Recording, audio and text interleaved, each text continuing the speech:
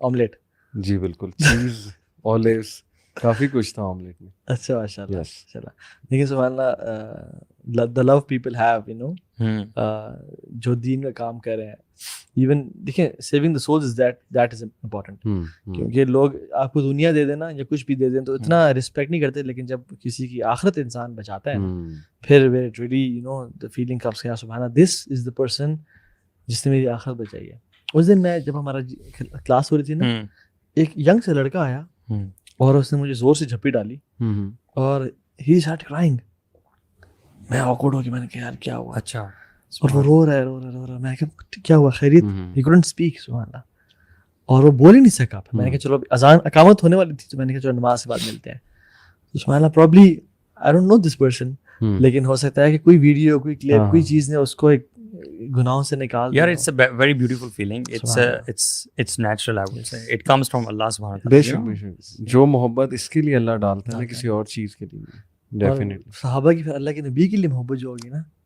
اچھا کل نا, بلکہ آج ہی میں اپنی چھوٹی بیٹی کو نا, اس کو کمر پہ خارش ہو رہی تھی تو میں اسے خارش کرا تھا, اور وہ میں نے جب میں نے اس کو بہت فیل کیا نا تو مجھے ریلیکسیشن ملی. تو خارش کر کے فوراً سے نا ابو بکر صدیق کا کوٹ یاد آیا کہ جب وہ ہجرت کرے تھے نا اور ام معبد کے گھر میں رکے, ابو بکر صدیق کہتے ہیں کہ آپ صلی اللہ علیہ وسلم کو دودھ پیتے ہوئے دیکھ کے ہمارے پیٹ بھرنے شروع ہو گئے. اللہ کہ آپ دودھ پی رہے ہیں اور ہمارے پیٹ بھر رہے ہیں. اچھا, اولاد کے لیے یا اپنے بلڈ ریلیٹیوز کے لیے نا اس فیلنگ کو اچیو کرنا اٹس ایزی ہے, لیکن کسی دوسرے بندے کے لیے اچیو کرنا, فار ایگزامپل تھنک اباؤٹ صحابہ اینڈ ریلیشن شپ ود رسول اللہ صلی اللہ علیہ وسلم, تو it takes a lot of I don't know what to achieve that level دین سے محبت نا. اس لیے تو وہ ہر چیز قربان کرنے کے لیے تیار ہو جاتے ہیں. یہ اللہ تعالیٰ نا اس کو بڑا ویلیو کرتا ہے. یہ بھی ایڈکشن ہوتی ہے محبت جو ہے نا کسی انسان سے اللہ کی رضا کے لیے. This is a positive addiction, and this brings us to the topic addictions. 7 under the shade of Allah. Yes, one of these guys is this person, you know. صحیح بات ہے. بڑا تعلق ہے سمجھنا چاہیے مینٹل ہیلتھ کا, اس سے کہ ایک دوسرے کے ساتھ اچھے رہو, ریلیشن شپ اچھے نبھاؤ, انرجی لو ایک دوسرے. بچوں کو دیکھ کے بندہ کتنا بوسٹ ہو جاتا ہے, اور فیملی کو دیکھ کے کتنا بوسٹ ہو جاتا ہے. بڑی امپورٹنس ہے اس چیز. لیکن موبائل فون نے نا ہماری جو فیملی لائف ہے نا اس کو بہت زیادہ تباہ کر دیا ہے. اور ہر بندہ ایون کھانے میں بیٹھے ہیں موبائل پہ لگے ہوئے ہیں, گھر میں بیٹھے ہیں موبائل پہ لگے ہوئے ہیں, سارے لاؤنج میں سارے بہنیں بھی آئی ہوئی ہیں دور سے اور بھائی بھی آئے ہوئے ہیں, اور گیٹ ٹوگیدر ہے ایک, اور اس کے بعد سب بندہ اپنے موبائل پہ لگا ہے. اور ایکچولی اس سے بھی نا اریٹیشن اور انسان انگزائٹی اور ڈپریشن ہو جاتا ہے. انگزائٹی کی بہت بڑی وجہ ہے یہ موبائل فون ایڈکشن آج کے دور. تو اس بارے میں نا the reason why we decided this topic mental health issues is بہت زیادہ کامن ہے.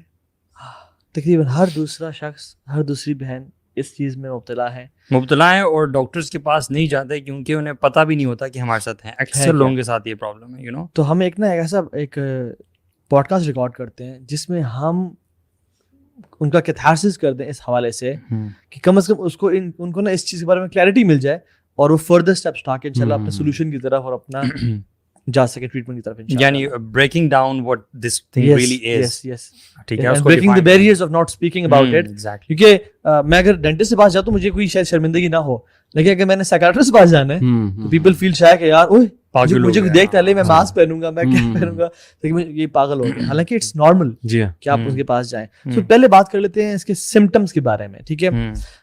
Mental health issues, depression, anxiety, مختلف جو چیزیں ہم فی الحال ڈفرینٹ جو میڈیکل النیسز ہیں, سائیکولوجیکل النیسز ہیں, جیسے شیزوفرینیا ہے, بائیپولر موڈ ڈس آرڈر ہے, چیزیں ہیں اس پہ آتے ہیں. لیکن جو مینلی جو سب سے کامن ہے ڈپریشن, انزائٹی, موڈ ڈس آرڈرز, ان کے کیا کیا سمٹمز ہیں؟ what do you think? Symptom سے پہلے نا سوری میں یہ سمجھتا ہوں کہ یہ سمجھنا ضروری ہے کہ ہر چیز جو ہے نا وہ ڈپریشن نہیں ہوتی. میں یہ سمجھتا ہوں کہ یہ فطرت کا پارٹ ہے. آپ کبھی ہائی فیل کرتے ہو, کبھی آپ لو فیل کرتے ہو, ٹھیک ہے.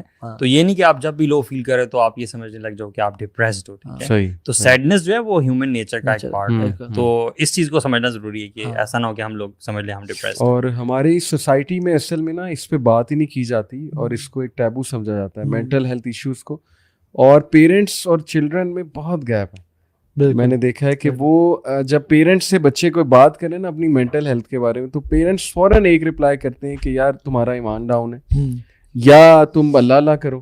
ٹھیک ہے, یہ بڑا کامن ایک ہمارے معاشرے میں نا وہ بن گیا ہے کہ یار ڈپریشن میں جو مبتلا ہے نا اس کا مطلب اس کا ایمان ڈاؤن ہے. یا پھر یہ بھی کہتے ہیں کہ یار تگڑا بن مرد بن کیا ہو گیا, جا کے کھیل, ہمیں تو ہمارے گھر والے باہر پھینک دیتے تھے کہ جاؤ باہر جا کے دھوپ میں تھوڑا سا نا, ہمیں تم نے بہت ناز میں پالنا ہے اس لیے تو ڈپریشن میں ہو رہے ہو, جاؤ جا کے باہر کھیلو, انجوائے کرو, دوستوں ملو, ٹھیک ہو جاؤ گے. بالکل, لیکن ضروری نہیں ہے کہ وہ اس چیز کا. لیکن آن دی ادر ہینڈ ایک چیز بھی میں سمجھتا ہوں کہ میں جب پڑھ رہا تھا سائیکالوجی کی ایک بک, تو اس نے آتھر نے یہ لکھا تھا, مینٹل ڈس آرڈرس کے چیپٹر ہے کہ at the end of the chapter you will think کہ مجھے یہ ہے. مطلب یہ ایک انسانی نیچر ہے کہ جب آپ وہ چیز پڑھتے ہیں نا اس کے سمپٹمز دیکھتے ہیں آپ کو لگتا ہے میرے ساتھ ہے. تو اس نے کہا اس طرح آپ نے نہیں دیکھنا, جیسے جادو کے سارے سمپٹمز ہو نا تو جادو ہوتا ہے.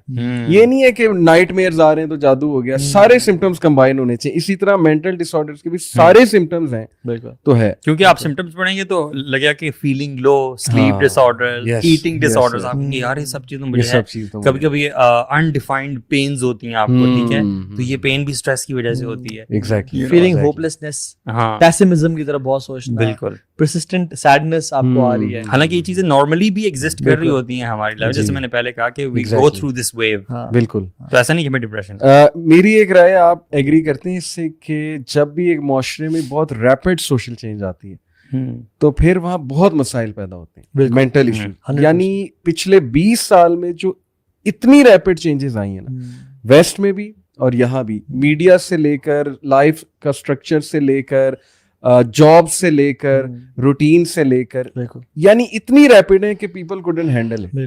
تو میرے تو خیال میں کہ that is one of the major reasons ہماری سوسائٹی کی کہ we are not able to cope with it. Majority of us are not able to cope. Change سے کیا مراد ہے آپ کے, کہ when people see other people changing and progressing? نہیں, اوور آل سوسائٹی میں سوشل چینج ایک ہے. جیسے میں آپ کو مثال دیتا ہوں کہ امریکہ جب ایگریکلچرل سوسائٹی سے انڈسٹریل سوسائٹی کی طرف گئی, اچھا صحیح, تو بہت ڈپریشن پھیلی تھی.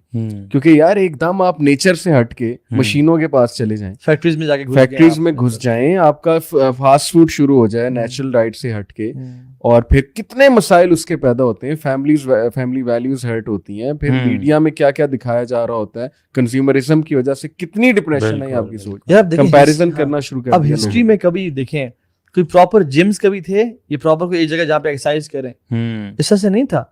کیوں؟ کیونکہ لوگوں کو ابھی ضرورت ہی نہیں پڑی, ان کا ٹریول تھا ہی یا تو گھوڑوں پہ یا گدھوں پہ, آرگینک لائف یا چلنا تھا, آرگینک لائف اسٹائل تھا. ان کو کبھی وٹامن ڈی کی ضرورت پڑی نہیں پڑی, وہ نکلتے ہی باہر تھے, وہ گھر میں سارا دن رات گزارتے ہی نہیں تھے. ٹھیک ہے, وہ باہر ہیں یا گھر ایسے ہیں. تو اس طرح کا لائف اسٹائل انہوں نے گزارا جس میں it was natural, vitamin D لینا ہے, چلنا ہے, ایکسرسائز کی پراپر ضرورت کبھی نہیں پڑی. ہمیں کون سے لوگ ملتے ہیں کہ وہ روزانہ جم کا یا ایکسرسائز کا ٹائم نکالتے تھے.